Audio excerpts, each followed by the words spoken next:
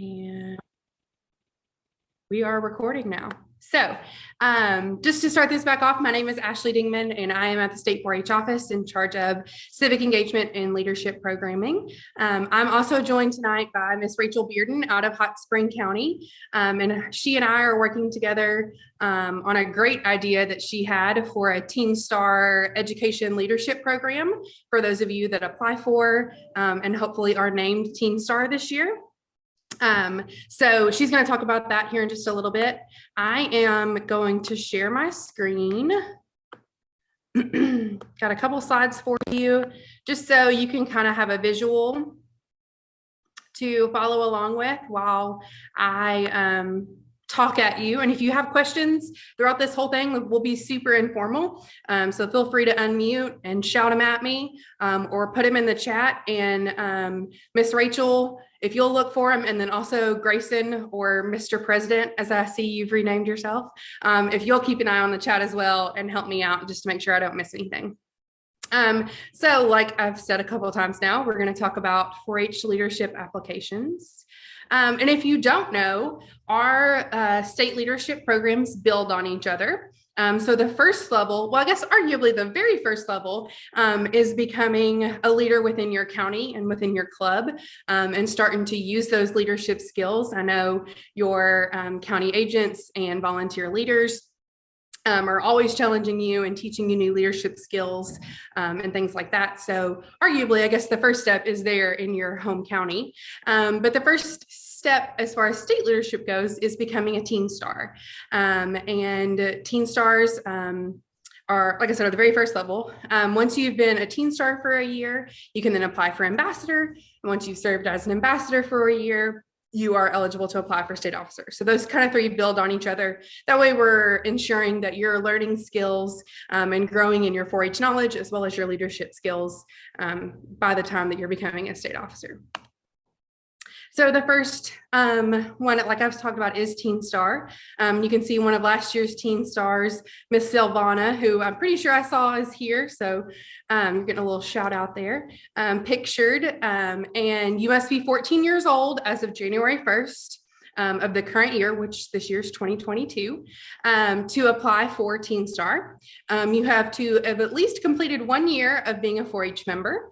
You need to be active in the 4-H, not only in your county, but also in our 4-H enrollment and event system. The application is due every year on March 15th or the first business day after that. But this year it's Tuesday, March 15th. Once those TeenStars have been named, they are recognized and awarded each year during Teen Leader Conference at the TeenStar and Hall of Fame banquet. And they received a framed certificate as well as a video that we kind of put together to highlight them. And then, so like I mentioned, we have a new TeenStar education program, and Miss Rachel's going to talk about that. So I'll let her do that now. All right, so let's talk a little bit about this program. So we're going to meet 4 times, kind of like what I actually just told you guys. Let me exit this and pull my notes back up. Sorry, guys, I was hunting my computer cable because my laptop's close to dying. To kind of give you an idea of what those dates are going to look like, we will start out at State Aroma on that Thursday afternoon when most of the folks who are record book winners or scholarship winners are going to take off and go to that fancy dinner. We're going to have our own fun dinner. We're going to do some get to know each other stuff. We're going to find out a little bit about who we are and how we're all going to get along throughout the rest of the year. And we'll have dinner. We'll come back together in person on October 28th and 29th and spend that Friday night at the 4-H Center. We'll go through Excel. If you've done Excel before, put that in the chat and tell us what your favorite part of Excel was. We'll go through that. We'll talk a little bit more about communication skills. We'll come back in January on the 22nd for a Zoom session. We'll talk about mentorship will be the major focus of session 3. We'll also talk a little bit about the leadership applications that'll be done soon. Jack, you like to get off of the ropes course? You know, there's a lot more to Excel than just the ropes course. So there's got to be something in there you enjoyed. And then we'll come back again in April on the 21st and 22nd and talk about facilitation skills and how you're going to use the information that we cover throughout the year going forward. The goal of this is that you guys have a good time and come together. We're going to come together and learn some of those next steps so that as you go on to be ambassadors or state officers, lead workshops at Team Leader Conference, or even go on into your future job interviews, you're filling out resumes and things like that, you've got a skill set that'll make you that much more of a stronger applicant and just have more skills in your toolbox to pull out. Overall, it's going to be pretty inexpensive, where it'll cost you $50 a night. The 2 times that we meet in person, so it'll be $100 total. Those will be due on September 1st and March 1st, a little over a month ahead of time. That way we've got good head counts for things like that. And kind of our goal is that this is something for you guys that are TeenStars to have something that sets you apart. Once you're ambassador, you've got lots of things to do. Let's give you a chance to learn how to do those things that you'll be expected to do once you're an ambassador or a state officer or just going forward in life. There's lots of good things that'll be involved with it. Our state officer team's going to help. Some of our ambassadors will probably jump in and help teach some sessions. We're pretty excited about it. And if you've got questions, don't hesitate to reach out to me or Ashley, and we'll tell you anything else you'd like to know. Awesome. Thanks, Rachel, for filling in with that information. Like she said, if you've got questions, throw them in the chat or hold on to them or shout them out, whatever. Like I said, this is kind of informal, but I'm really excited for this new group of TeenStars and for any future group of TeenStars. And like Rachel said, we'll just be kind of bridging that gap, to get you some more leadership and facilitation skills as you go on to become an ambassador, maybe a future state officer, interviewing for jobs, all of that good stuff. So any questions about TeenStar right at this very second? I'm going to show you the application at the end. I'll show you all 3. All right, well, we're going to go on then. We're going to talk about ambassadors. So if you were already previously named a TeenStar, you are eligible to apply for ambassador. And so by default of having to be 14 to apply for TeenStar, typically the minimum age to apply for ambassador is 15 as of January 1st at the year the application is submitted. Again, applications are always due on March 15th or the first business day. This year it is Tuesday, March 15th. And then the bigger part of applying for ambassador, yes, there's an application. And any of you who are already an ambassador, you're going to be a little bit jealous because I have very much simplified that application for anybody applying for ambassador now. But it's a little simple application, some scenario questions, maybe why you want to be an ambassador, that kind of thing. But the bigger piece of applying for ambassadorship is interviewing on the very first day of Team Leader Conference. And you do a panel style interview with some administration from Extension and different 4-H agents, as well as doing a 4-H promotional speech during that interview as well. You are notified if you are named an ambassador on the last day of Team Leader Conference. And it's posted there at the conference as well as emailed out that morning so that you have it for your records. And you are recognized at the closing ceremony during State-O-Rama each July. Any questions about applying for ambassador at this very moment? All right. So if you're here to learn about applying for a state officer, you have to have been named an ambassador in a previous year. You cannot turn 19 years old in the same year that you submit your application. So for this year, you cannot turn 19 years old in the year 2022. And that's the biggest stipulation when it comes to age for state officership. Applications, again, you're going to get sick of me saying this, are due on March 15th this year. So that's a Tuesday. Some things that you'll have to do after becoming a state officer candidate is review day, which we're going to talk about. We'll have elections at your district Rama and then State-O-Rama, and those election results are all announced at the closing ceremony of State-O-Rama. State Officer Candidate Review Day is a mandatory event unless you have, I know this year we have a conflicting National 4-H Healthy Living Summit on top of it, just with pandemic date changes and that kind of thing. We do have that. So that's, as far as I know right now, the only conflicting thing that will be excused for. But this is not an elimination event. The review day is not. It's simply a way to prepare you for kind of your year as a state officer and some things that you might have to accomplish during that year. So some of the things that at review day that you will do is a panel interview, storytelling. So beforehand, you'll be given kind of a prompt question, but it's mostly telling your 4-H story. And then impromptu speaking, where you'll pull a few topics out of a bowl, and read those topics, pick which one you're going to do. You get some time to prep and then deliver your speech. And then there will be networking and kind of a semi-formal lunch as well. And that will be this year, Friday, April 22nd. And we're going to actually do it at the Little Rock State Office. I know this picture's from the 4-H Center, but we're going to change it up a little bit this year. Election process. So candidates choose what they are going to be running for. If they want to run for everything from district VP to president, that's great. If they only want to run in their district because they only want to be a district vice president, that's great too. Or you can only run on the state level. If you know you don't want to be a district vice president and you want to represent this whole state, that's great as well. District elections, like I said before, will be held at each district-orama in June. All registered contestants at district-orama vote in that. So that's juniors and seniors competing at district-orama vote on district vice president. And then at the state election, we have a general business meeting. And at that business meeting, there are 2 delegates for every county. And those delegates are full-time registered state ORAMA participants. And that is the general business meeting is who votes for the state level election positions. Does that make sense so far? Thumbs up, thumbs down, maybe. Thumbs up. I see a couple thumbs up. New this year, it was voted on last year by the general business meeting delegation. The district elections results will not be announced because candidates will be allowed to run on both the district and the state level. And that way it's clear across the board. And the highest office that a candidate is voted into is the one that they will serve in.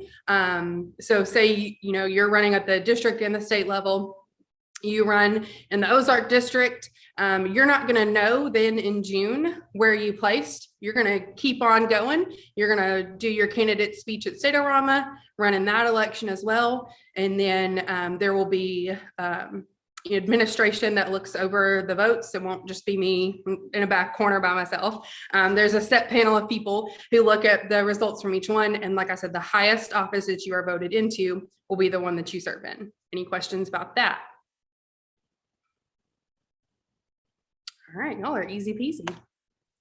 All right, so does anyone want to know the biggest secret to success when it comes to serving in one of these leadership positions? Are you ready? It's simply being willing to try and having a passion for something. You've just got to be willing to put yourself out there, to say yes a few times, to try something new, to put yourself in a new position.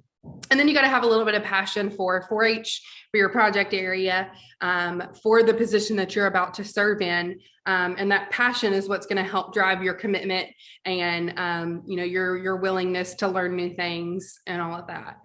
So there's no big secret, you've got to be the perfect public speaker. You don't have to be the best networking person, any of that kind of thing. You just got to be willing to try for us and show that you've got a passion for what you're doing.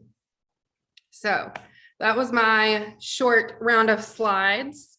I am going to pull up each of these applications and click through them real quick so you see what you're getting into. As I do that, if you've got questions, it'll be a great time for you to ask them and either, like I said, throw them in the chat or go ahead and unmute. So starting with TeenStar, got some instructions here at the top. Make sure that all of your personal information is current in our 4-H enrollment and event system, because that's where I'm going to get that kind of information so that I can send you letters and make sure I know what county you're from and all of that kind of stuff. But the main part of the TeenStar application is answering these questions, which basically build a resume, a 4-H resume for you.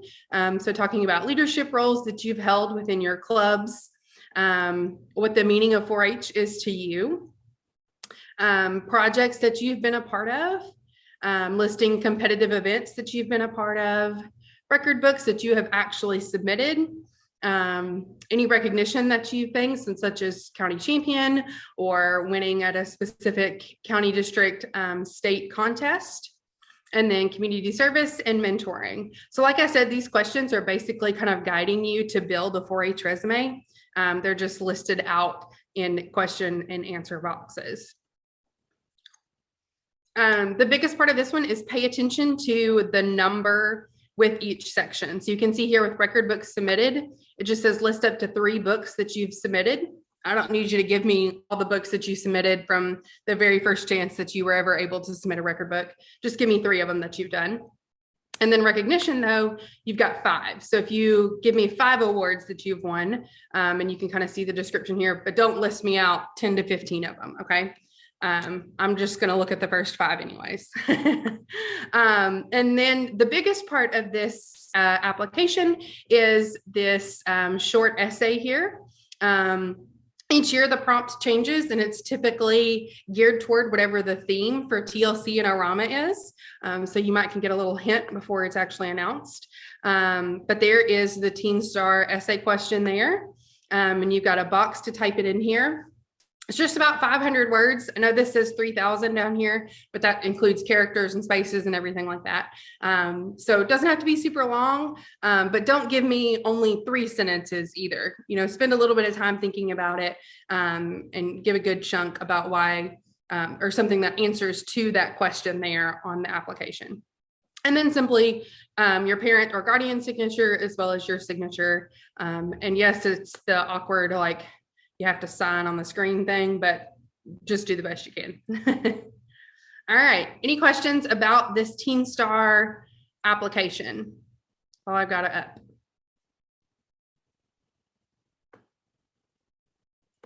Anybody? All right. Actually, I have a question. Yes, go ahead. Okay, so if we have kiddos that are new to 4-H, Mhm. but in order to do all 3 things, TeenStar, Ambassador, and State Officer, Mhm. the application you just showed, they haven't done a lot in because they just joined because they're older. Okay. How do we deal with that? Do we still encourage them to apply even though they don't have a lot to put in those spots? Yeah, I would. Okay. Because you never know who else is going to apply. And a big chunk of it is that essay that's down here at the bottom. Okay. Yeah, I would definitely go ahead and encourage them to apply. Because I have like 4 kids that just started in December of last year. Okay. So they're doing teen leaders with me, and they're interested in all of this, but so they haven't done a record book. They haven't done, Right. a lot of that stuff that's in that TeenStar application. Yeah, but they're I would great for sure, kids. Right. I would for sure go ahead and tell them to apply and maybe really focus on making that essay the best that it can be. And then that way, when the judges look at, that with the essay and it, kind of falls in the line of scores, they've got a great shot. Okay, perfect. Thank you. Of course. Any other questions?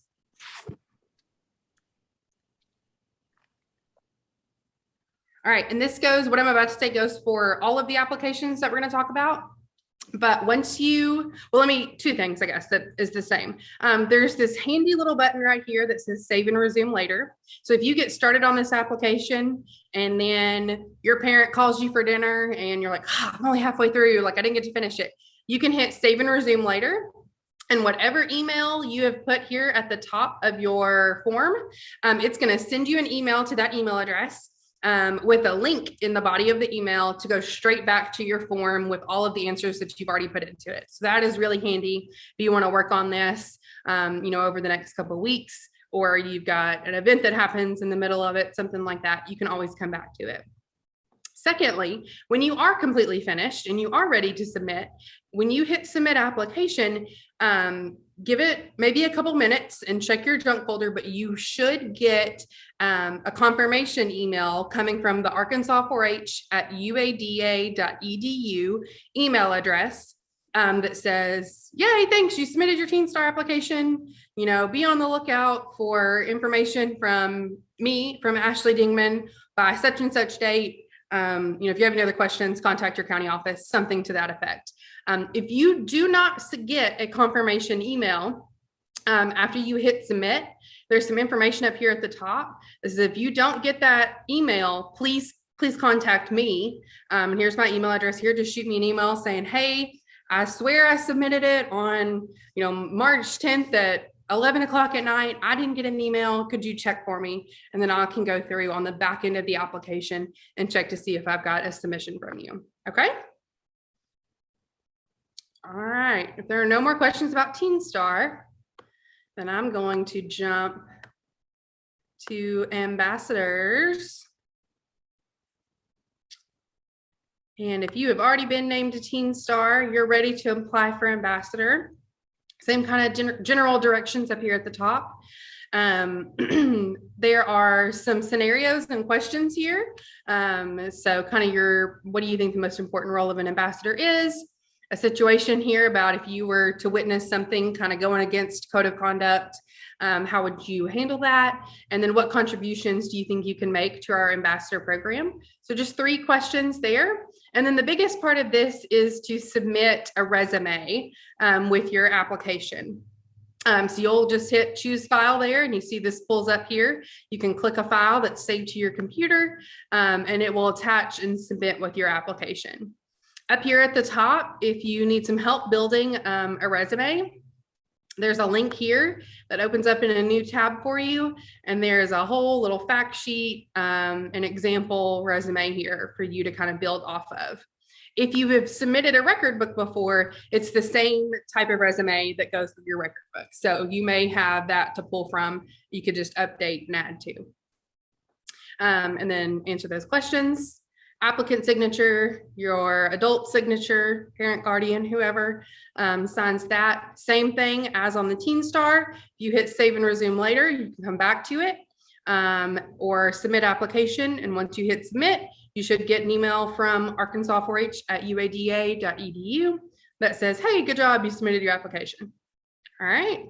Any questions about this ambassador application?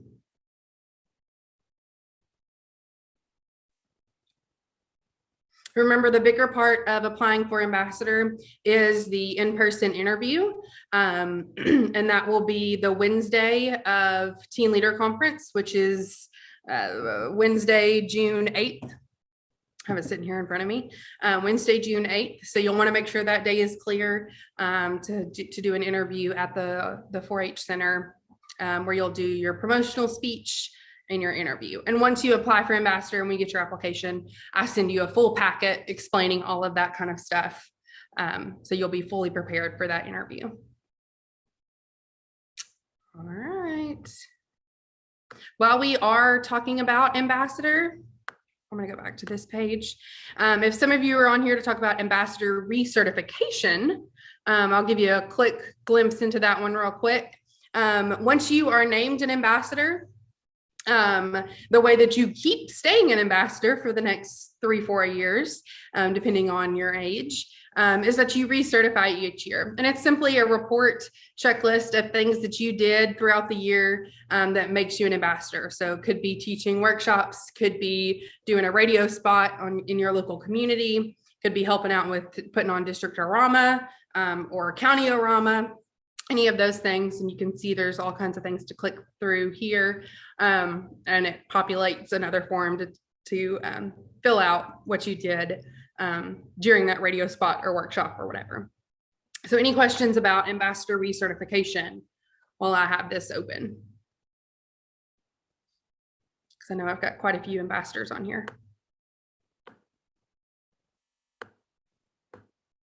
Going once. So sorry, what was the question? I was like reading the ambassador form. You asked what? Do you have any questions about the ambassador recertification? Okay.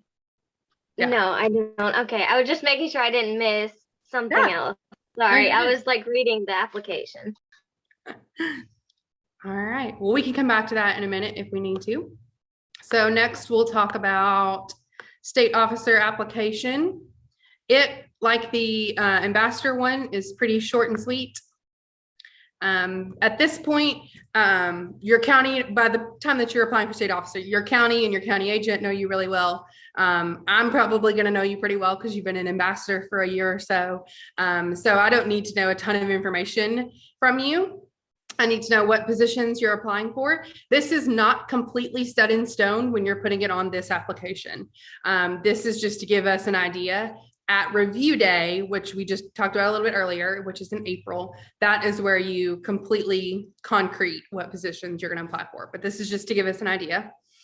You're going to need to go ahead and have done that ambassador recertification just to make sure that now you're applying for state officer, you're still keeping up being an ambassador.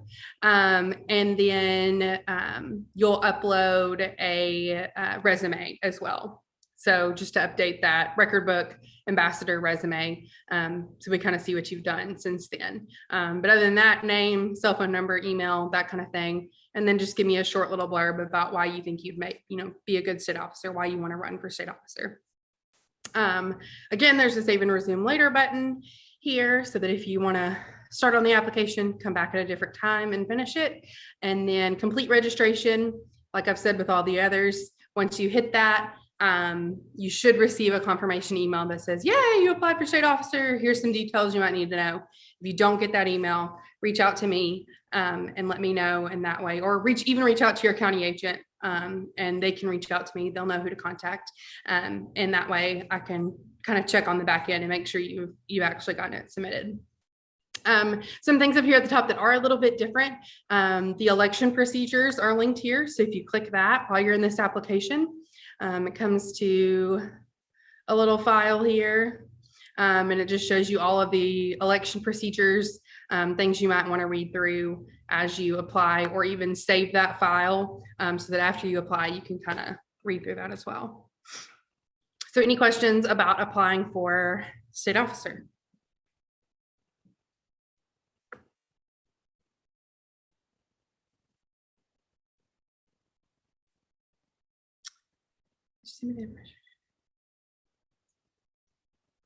Yes, Annabelle put in, well, she directly messaged it to me, but just so that everyone else knows, asked about the new information for TeenStars. She wanted to get a picture of it, but it didn't work. We'll send an email out after this to all the county offices about the program, but this is also recorded as well. And so give me like maybe 24-ish hours and I'll have it up on our YouTube channel. And that way you can go back and kind of click through and look at some slides and that kind of stuff too. All right. Any other questions about state officer? All right. Well, I'm going to stop sharing my screen. And if you have questions in general about what each of those positions looks like, if you have questions I know we've got a couple of our current state officers who are still on the meeting. If you've got questions for them, we've got some current ambassadors. If you're applying for ambassador or in the future looking to apply for either of those positions, and you want to ask some questions to them, I'm going to put them on the spot and tell them that they can answer you. But if you have questions for myself or for Miss Rachel about the TeenStar program, now's your chance to ask.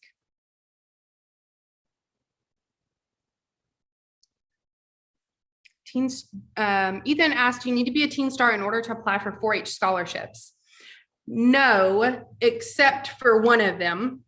One of the scholarships that we award each year, and now that you caught me off guard, I'm gonna have to go back and look and see which one it is. But one of our scholarships is specifically for somebody who was named a TeenStar.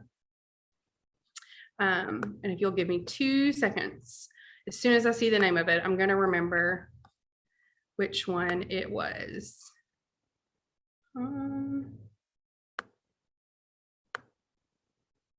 The Zach O. and Jenny D. Jennings 4-H scholarship is specifically for someone who was named a TeenStar. Other than that, you do not have to be a TeenStar to apply for 4-H scholarships.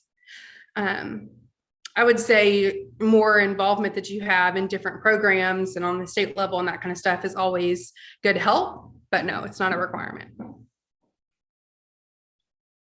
Any other questions?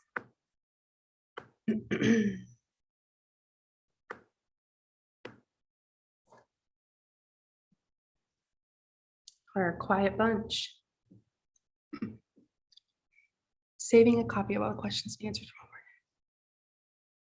Oh, that is a good tip, Delaney. She said, if you can't see in the chat, I would recommend saving a copy of all the questions and answers from all 4-H applications. I've had to go back and look at that information before, and it's really helpful to have a copy of it. That is really good tip, actually. I've never thought about that. And on that note, actually, we encourage our kids to even write it in Microsoft Word or something like that first, because then they also have a spell check and a grammar check. You could send a copy to your 4-H leader or your county agent to review it, which most of us are always really happy to do. So that's one other thing to think about before you go ahead and hit submit is remember, you're not alone. Yes. We're here to help you. And if you use some of those tools like that, you could even share it with us and we can help you get through those applications as well. And that is also a stellar tip for if you do have a computer freak out and something crashes, or when you hit submit, your internet goes out or whatever, and somehow the application doesn't submit to our back end, then you've got all your answers in a Word document. You can copy and paste those right back in when you go to submit again. So that is a really, really good tip, to do your answers somewhere else and then put them into the form or the application when you're ready.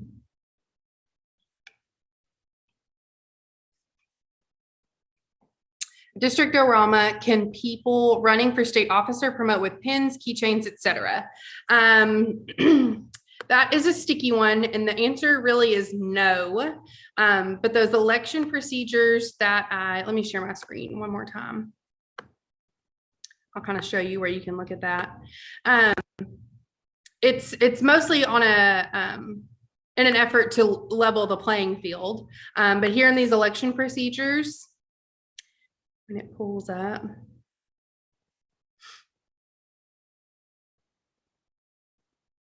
as you scroll down, oh, come on, internet.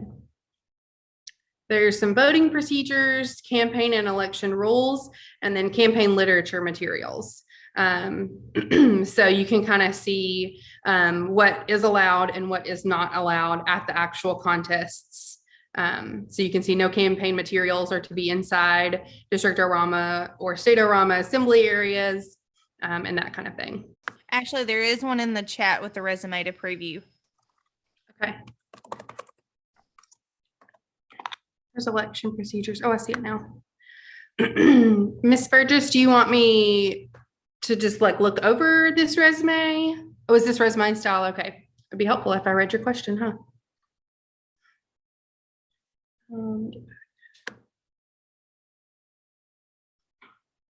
I would say whatever, it's not fully open yet, but whatever style you want to choose is probably perfectly fine. As long as, oh yeah, for sure. This is great. As long as she's got the pertinent community service, her skills, any experience, that kind of thing. It's all listed there, contact information. So yeah, looks great.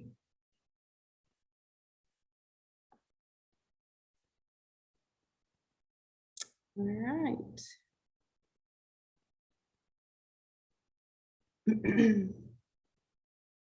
Trying to see if I missed anything.